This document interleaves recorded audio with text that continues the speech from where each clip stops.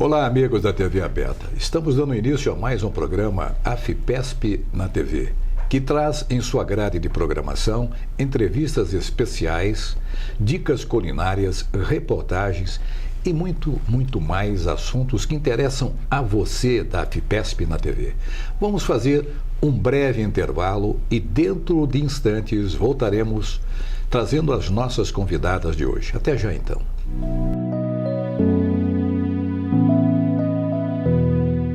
Olá!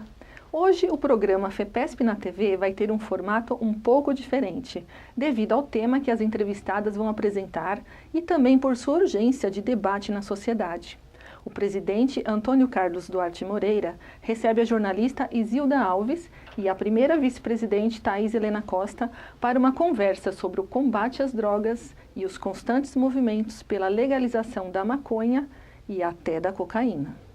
Isilda Alves é porta-voz da Jovem Pan e da campanha nacional de combate à legalização da maconha e da cocaína.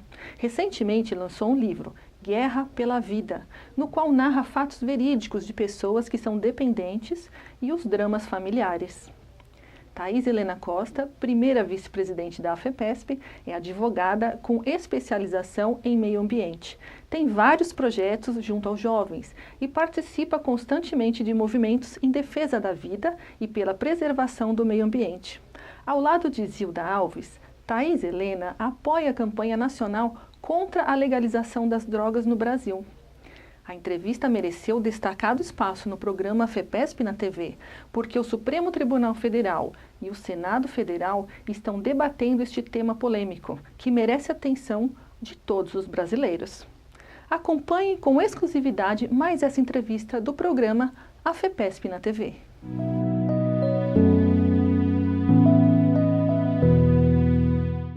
Voltamos ao programa de hoje e trazendo a nossa colega Isilda Alves, da Jovem Pan, escritora e que é muito conhecida pela sua campanha contra as drogas em nosso país.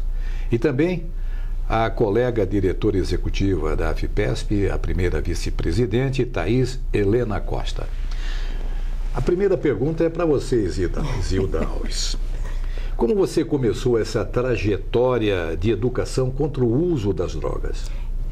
Eu tenho o privilégio de trabalhar na Rádio Jovem Pan e fui convidada pelo presidente da Rádio Jovem Pan, Antônio Augusto Amaral de Carvalho, a coordenar em 2002 uma campanha de prevenção para ser apresentada nas escolas, Jovem Pan pela Vida contra as Drogas. Era uma campanha para ser naquele ano, mas a grandiosidade dela acabou permanecendo durante 12 anos, atendendo pedidos de 700 escolas públicas e particulares em 39 cidades, falando para um público de 500 mil de pessoas e vencendo 28 prêmios. O que a gente fazia? Qual foi a proposta do seu Tuta? Jornalística. Como sempre, jornalística. Ele que manteve 2002 a 2014 essa campanha, a proposta era, vamos levar as escolas de todas as classes sociais, dependentes em recuperação, para contarem como é que é essa história de começar na droga, as suas consequências na sua vida e na da sua família. Junto, levávamos especialistas, psicólogos, psiquiatras, terapeutas, e a partir de 2013, contamos com a importante colaboração da Federação do Amor Exigente, levando mães para contarem as consequências terríveis, devastadoras das drogas nas famílias. A campanha acabou se tornando um livro que nós lançamos no ano passado, Guerra pela Vida, a campanha da Jovem Pan contra as drogas. Muito bem.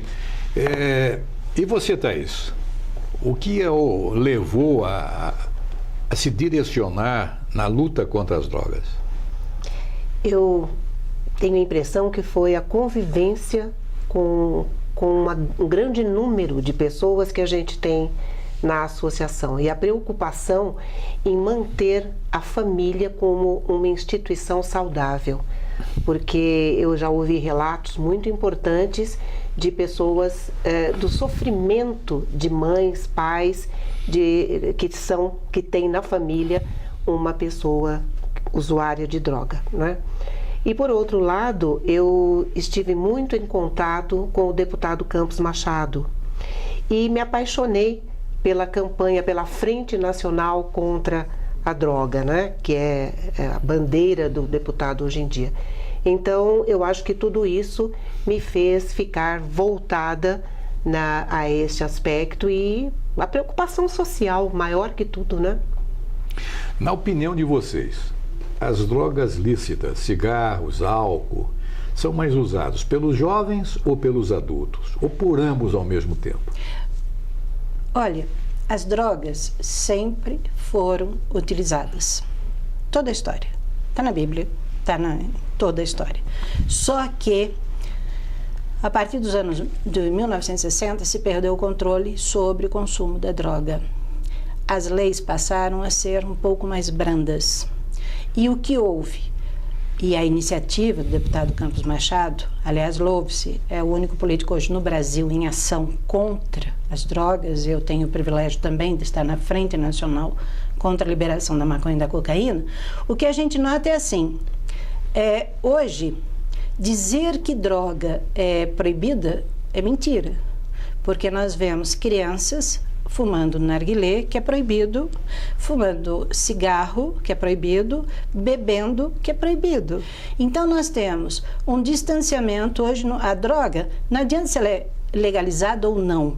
O ponto que sempre se coloca na frente, na campanha que eu coordenei com o seu Tuta, nas escolas de São Paulo, junto com os maiores especialistas, é o lucro versus saúde pública. Se droga não desse lucro, o traficante não produziria. E se nós legalizarmos, nós estamos apenas mudando o dono desse lucro. E a saúde pública, quem sofre as consequências? O dependente e sua família. E você, Thaís, o que você pensa do assunto? Eu penso que é uma questão de altíssima complexidade, porque eu fico imaginando como é que o Brasil, com a saúde falida como está, com a educação precária como nós temos, com a segurança insuficiente que nós temos, como é que nós vamos compatibilizar tudo isso? Aqueles que defendem a liberação da maconha o fazem pensando na saúde pública, mas nós teremos saúde para atender essas pessoas, porque vai haver realmente, eu andei lendo um pouco a respeito e os países estão repensando a liberação. Alguns deles estão repensando a liberação porque houve um aumento. A gente nunca sabe qual é a verdade, mas há notícias de que a Holanda repensa porque houve um acréscimo de usuários de droga. E essa coisa de substituir a maconha, porque ela é mais fraca, pela cocaína, eu acho uma loucura. A substituição do mais forte pelo menos forte na graduação de periculosidade, seja o grau que for de periculosidade, vai haver uma dependência. Não é possível que não. Como será tratada essa dependência no nosso Brasil? Com as dificuldades que a gente tem. Com as dificuldades que a gente tem. Eu estudo isso há 14 anos. Há 14 anos, eu não consegui encontrar um dependente que dissesse assim: eu sou uma pessoa realizada. A droga, ele é fictício, ele é artificial, efêmero. e daí a pouquinho ele precisa de mais droga. Então não existe felicidade, não existe comprometimento, a vida para e a família é que se recebe todas as consequências. Então uma infelicidade geral que prejudica todos ligados àquela pessoa, porque ele vai para o crime sim, ele vai ser usado pelo tráfico. Eu conheci menino de 11 anos. Essa coisa de graduação da periculosidade não existe, não é? Não existe. Nós já temos crianças que já se dizem, que já são tratadas por alcoolismo na Escola Paulista de Medicina. Eu estou falando gente de 11 anos. Eu estou falando gente de 13 anos que já está refém de traficante nas Cracolândias de São Paulo. Meninas dependentes de crack. No livro eu conto que toda a história começa na infância. Hoje já não se tem mais barreira e nem classe social. Então, veja, quando a gente fala maconha, a gente tem que pensar o seguinte... Zilda, me permita, eu acho que as pessoas não têm noção do risco, né? A sociedade não tem noção. Não temos campanhas de prevenção, para começar. Não tem. Dizer que palestra não resolve, eu vivi isso 12 anos e eu vi a reação. As pessoas precisam de informação. Elas precisam da informação correta. E a informação de quem viveu isso daí. O que nós temos é uma falsa sensação de que tudo pode, de que a droga é comportamento, quando ela é doença reconhecida pela Organização Mundial da Saúde. E o Ministério da Saúde, toda vez que uma pessoa vai se aposentar ou ter uma licença médica, tem o CID, que é o indicativo da doença complexa que ele tem e que ele não pode exercer aquele cargo. Então, veja, se o Ministério da Saúde reconhece o que a Organização Mundial da Saúde já provou e todos os estudos mostram, nós não estamos, quando se fala em legalização, quando se fala em descriminalização, quando se fala em redução de danos, nós não estamos falando de saúde pública, nós estamos falando em beneficiar os traficantes ou a indústria. A legislação, tanto na Câmara Federal, legislação no Senado Federal e também a intervenção que poderá acontecer com os votos dos ministros do Supremo Tribunal Federal. Isilda Alves, como estamos nessa situação? O que nós temos hoje? Por que a frente foi criada? Por que essas personalidades estão tão preocupadas hoje? Porque nós temos uma ação muito forte para legalizar todas as drogas no país. De que forma? Agindo no Congresso e no Supremo. No Supremo Tribunal Federal, o ministro Luiz Fux declarou ao portal El País há algumas semanas que está para ser chancelada a legalização da maconha no Brasil, porque será votado no Supremo. O que está acontecendo no Supremo? Duas ações, uma do PPS e outra da Defensoria Pública de São Paulo, pedem a descriminalização da maconha no Brasil. O que significa? É nome complicado? O que significa, na verdade, tirar o crime de quem porta a droga hoje no país. Se eu libero o porte e o uso, eu estou legalizando. E a legalização é um passo depois. Por quê? Quem é que vai contar? Como é que se pode descriminalizar? Se eu descriminalizo, onde é que está o crime de quem vende? Não existe. O traficante não existe. Porque se eu posso portar e usar, quem me vendeu não cometeu um crime. Isso é o que eles querem. O PPS foi um pouquinho mais longe. Ele quer a liberação, a legalização do cultivo da maconha e para uso pessoal. No Senado, nós também temos um projeto da senadora Lídice da Mata que está para ser votado, era para ser votado, mas não foi, há algumas semanas, que a senadora, ela mudou todo o projeto do então deputado Osmar Terra, que previa, de fato, cumprir a lei em vigor, que é a proibição do porte e do uso, autorizar as famílias a internação dos filhos sem necessidade de ações judiciais e, de fato, criminalizar o traficante. A senadora, ela mudou, ela pediu um tempo e está para ser votado na Comissão de Estudos Econômicos do Senado o projeto dela, que prevê exatamente o contrário. Ela quer liberar porte e uso por 5 dias. É assim, por 5 dias, que interessa a quem? A família? Não. Ao dependente? Sim. Ao tráfico? Sim. E a quem vende vai ter muito lucro com isso. Então, a Federação do Amor Exigente entrou escreveu a senadora, os deputados, as senadoras estão se movimentando para tentar coibir isso. E nós estamos com isso. O que é necessário as famílias saberem, e é da maior importância esse momento? Porque a maioria da população brasileira não sabe que ou experimentar qualquer tipo de droga em qualquer idade é risco de uma doença gravíssima chamada dependência. Imagine a senhora ser dependente de alguma coisa. Significa que nada mais será importante na sua vida, apenas aquilo que quando vier à vontade.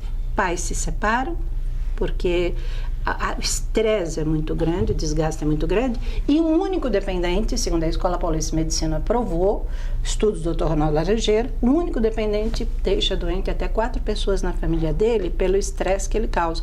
Imagine a senhora com um filho dependente, que a senhora não sabe quando ele vai voltar, a senhora não sabe com quem ele vai voltar, se ele vai ser preso, se o seu telefone vai tocar de madrugada porque ele foi morto, se ele desaparecer, como eu já acompanhei pais, a senhora vai procurar em hospitais, em IML. A quem interessa tudo isso? Quem ganha com isso? Se droga não desse lucro, o traficante não produzia. Se nós legalizarmos, nós mudamos apenas o dono dessa substância. E quem sofre? O dependente e a família. E é isso que está em votação. Então, por que eu considero e agradeço imensamente estar aqui em nome do seu Tuta, em nome da Federação do Amor Exigente, em nome do deputado Campos Machado, da Frente Nacional? Porque cada um dos senhores que estão assistindo, cada um, se mandar um e-mail como pai, defendendo sua família, aos ministros Supremos e ao Senado, isso será uma revolução, não precisa ir para a rua, e será a maior revolução que o senhor pode fazer em defesa da saúde do Brasil. Eu, como cidadã, como jornalista e como mãe, quero meu filho saudável, como eu quero meus netos saudáveis. E o senhor e a senhora, se nós nos mexermos, eles vão ganhar. Thaís, como é que é? Vamos nos mexer ou não vamos nos mexer? Eu queria saber, Isilda, se um plebiscito, consulte a sociedade, como é que poucas pessoas podem decidir o destino das famílias brasileiras e dizer não vai haver dependência, vai liberar, vai ficar maravilhoso. Eu não consigo entender isso. Eu queria saber por que é que não se ouve a sociedade. O que é que você, pai e mãe, acha disso? Olha, todas as pesquisas mostram, todas as pesquisas feitas com a população, Ibope, Uniad, UOL, a Folha, que fez a pesquisa, todos mostraram. Hoje, o uso de drogas é preocupação maior da maioria das famílias brasileiras, preocupa mais que desemprego. Porque desemprego, a gente acaba encontrando um lugar para trabalhar. E não se respeita isso? Mas a dependência, você perde teu filho. Você perde teu parente. E eles não respeitam o desejo da sociedade? Eu não sei se é respeito que está por trás disso, porque eu não posso achar que essas pessoas... Aliás, vamos voltar ao discurso de quem defende a legalização. Os próprios ministros do Supremo. O ministro Barroso, que defendeu na Califórnia, nos Estados Unidos e depois no Brasil, saiu em toda a imprensa dizendo, não, vamos legalizar a maconha e depois a cocaína. Ora... Ele, no mesmo discurso, ele disse assim, mas os meus filhos não usam. Se não é bom para o meu filho, por que é bom para o filho dos outros? O próprio Fernando Henrique Cardoso, que veio a público no Fantástico, dizer que todas as drogas, inclusive a repórter, inclusive o crack, inclusive que tinha que ser legalizado, isso está no YouTube, isso foi uma entrevista que ele disse no Fantástico. E aí ele disse assim, mas os meus filhos não usam. Então, desculpa, se o meu filho não usa, por que o do vizinho pode sofrer? Colocar em risco do vizinho. Coloca em risco a sociedade. Hoje a droga se entrega por delivery e é na porta. Nunca foi tão fácil entrar em prédios, em condomínios. Todos os condomínios de luxo, onde eu fui fazer palestra, os pais estavam apavorados porque diziam, os traficantes estão entrando os carros dos meninos que usam. E a legislação não fala nada. Tanto que a legislação é tão omissa que se eu fizer uma festa com bebida alcoólica para menor no condomínio, ninguém pode me punir. Tem que ser o condomínio, porque a lei pega fora do condomínio. Então, desculpa, nós estamos protegendo quem? Se a lei fosse cumprida no Brasil, nós não teríamos essa epidemia. Hoje é epidemia. E quais são as leis? O Estatuto da Criança e Adolescente. E a 11.343 de 2006. Se essas leis, 2006, se fossem cumpridas, nós teríamos o quê? A punição e o cumprimento da lei. E o que a lei diz? A lei penaliza o dependente? Não. O dependente que for flagrado usando, quem for flagrado usando droga na rua, teria que fazer, eu não sei se é o correto, mas é o que diz a lei, levado para uma delegacia, feito um BO, os pais chamados e ele levado para uma educação sobre os efeitos das drogas e serviço comunitário. Ora, o que a gente mais vê é gente usando droga na rua e a polícia passando e não podendo cumprir. Né? Mas ela tem uma ordem de não cumprir. Não há lugar, né, também. Então nós temos blitz da bebida, mas não temos, ao lado temos Cracolândia, e não temos blitz nas Cracolândias e não temos blitz no lugar nenhum. Presidente, então, me permita por favor, uma nós pergunta. estamos, né? O que é que o Estado está fazendo pelos doentes dependentes? O que é que há de medidas protetivas para o doente? Sinceramente, quase nada. Por quê? Vou dar exemplos. A Federação do Amor Exigente, em todo o país... Que é uma organização voluntária. Voluntária, de pais. Não tem dinheiro, não tem nada. É pais que se reúnem para salvar o outro que está passando por aqui. É uma missão. É tão duro passar por esse tsunami que os pais se doam o seu tempo para salvar outros pais que estão enfrentando o mesmo problema e estão desesperados. Ela atende por ano 1.200.000 dependentes no Brasil e suas famílias que não encontram vaga na rede pública do país. Então, hoje, a realidade de quem tem um dependente de droga. Primeiro, existe um desconhecimento, por isso eu enfatizo. Esta iniciativa dos senhores é da maior importância para dizer o seguinte, gente, quem tiver um filho dependente, não tenha vergonha, não tenha culpa. É doença. E ele precisa que você pegue na mão e leve para tratamento. Se não tiver vaga, faça um escândalo, chame a imprensa, porque você tem direito. Por que você tem direito? Porque está na lei, está na Constituição. Todo brasileiro tem direito a atendimento na rede pública. Existe uma lei que eu estou aguardando a resposta das secretarias da Municipal e Estadual de Saúde, que é notificação obrigatória quando se descobre que é uso de drogas. Quais são os números, para começar, quais são os números do uso de drogas no estado de São Paulo? Eu perguntei há 3 dias, estou aguardando a resposta. Segundo, todo pai tem direito à internação do filho pela lei 10.216 de 2001, vai ao Google, pega essa lei, faça valer, que está assim, pode ser voluntária, pode ser involuntária, quando o psiquiatra manda internar e o pai autoriza, a mãe autoriza ou qualquer parente. E compulsória é quando a pessoa já está em estado de rua, como as Cracolândias, e não é localizada a família, um juiz autoriza a pedido do psiquiatra. Então, nós temos essa lei e quando, por exemplo, o município de São Paulo, ele não aceita internar involuntariamente. Então, ele só interna voluntário. Ora, ele está numa região de Cracolândia. Região de Cracolândia, chegar para um dependente de drogas, e principalmente de crack, e falar, você quer tratamento? Ele vai dizer, não. E aí eu tenho que ir embora. E aí, essa pessoa vai morrer? O Cratódio hoje é a grande iniciativa do governo do estado. Ele faz internação voluntária, involuntária e compulsória. E é uma grande iniciativa. Por quê? Porque é onde se encaminha para tratamento e é a gente séria que está ali. Agora, eles não podem atender o mundo. Se o município não se responsabiliza, apesar de ter 3 clínicas pagas só para atender dependentes, e eles não internam voluntariamente, e eles jogam para o Estado tem um mundo. Eles também, o município não atende criança e adolescente. Maior só? Só maior de 18 município.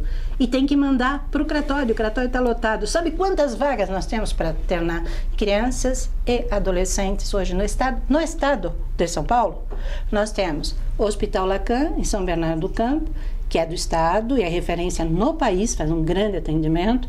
Eles têm 45 vagas para adolescentes a partir de 12 anos.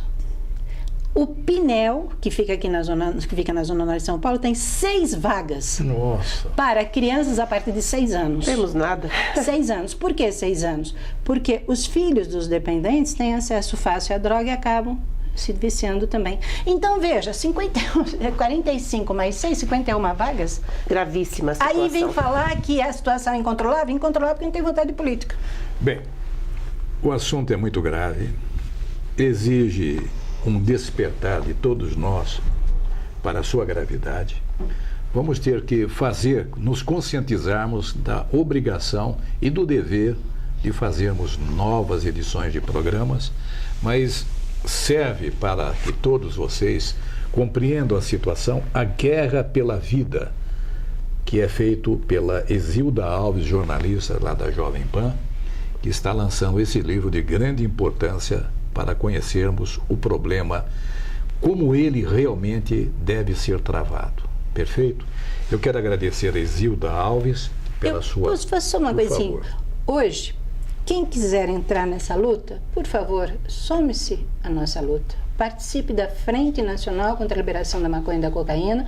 A página está no Facebook. Mande sua mensagem como pai, como mãe, como parente de drogado, a sua preocupação com isso, que nós encaminharemos ao Supremo e ao Congresso. Participe. Vamos falar mais sobre esse assunto para que quem quer lucro não acabe prejudicando quem quer saúde. Muito obrigada. Thaís, diante dessas preocupações, o que você recomenda? Eu, pessoalmente, e aqui quero dizer a você associado, a você associada, nossos amigos que acompanham este programa, cuide, adira a essa Frente Nacional contra a Liberação da Maconha, porque é a saúde que está em jogo. Não adianta a gente dizer a título de minimizar o tráfico que nós vamos prejudicar a saúde, nós vamos encher os hospitais de pessoas doentes e nós não temos uma saúde pública que possa nos socorrer. Será você mesmo da família que terá que arcar com os problemas e com as consequências desta liberação de uma droga, de um entorpecente. Acho que não precisa dizer mais nada. Obrigado, Exilda Alves. Obrigado à nossa vice-presidente, Thaís Helena Costa. E fique aqui na nossa grade de programação de AFPESP na TV.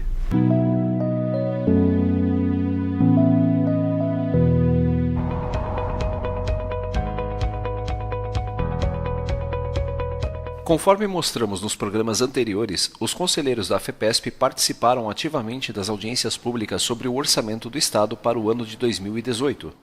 Hoje, vamos apresentar as participações dos conselheiros José Luiz Rocha, na audiência da cidade do Guarujá, e de Miguel Ângelo Pacanhela, na audiência pública de Araçatuba. Acompanhe as manifestações dos conselheiros. Os servidores públicos financiam o IANSP com uma contribuição calculada por meio da aplicação de uma alíquota de 2% sobre os seus vencimentos. Por isso estou aqui em defesa do Instituto de Assistência Médica do Servidor Público Estadual, IANSP, Patrimônio do Servidor Público, com o objetivo de solicitar aos membros da Comissão de Orçamento e Finanças da Assembleia Legislativa empenho no sentido de alocar no orçamento destinado ao Instituto de Assistência Médica do Servidor Público Estadual, IANSP, para o exercício de 2018, de valor correspondente a 2% do Tesouro a título de contrapartida do Estado. Nessas audiências já realizadas, que é a saúde do servidor, que imediatamente remeta ao IANSP, Instituto de Assistência Médica do Servidor Público Estadual.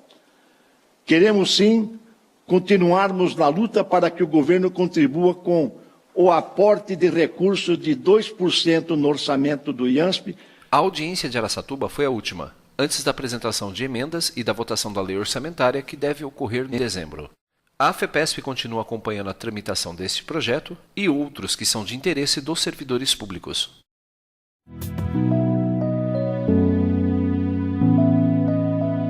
Olá! Na semana que vem, celebraremos o Natal, data cristã de confraternização com os amigos e familiares.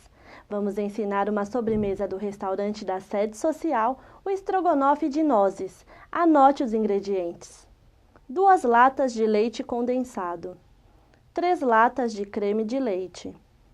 4 colheres de chocolate em pó. 200 gramas de chocolate meio amargo. 200 gramas de nozes sem casca.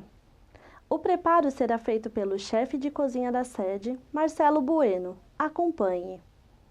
Primeiro leve ao fogo o leite condensado e acrescente o creme de leite e os chocolates e as nozes e mexa até que comece a engrossar. Coloque em taças individuais. Esse estrogonofe precisa ir à geladeira por algumas horas e pode ser servido com uma bola de sorvete de creme ou puro. Você notou que o preparo é muito simples? A sobremesa do restaurante da sede, com sua facilidade, permite que você aproveite melhor o seu tempo com amigos e familiares. Aliás, você pode fazer uma ação voluntária ou participar de algum grupo que promova atividades para os mais necessitados. Afinal, ajudar as pessoas nesta época do ano ou em outra sempre faz bem. Obrigada por sua audiência e bom Natal!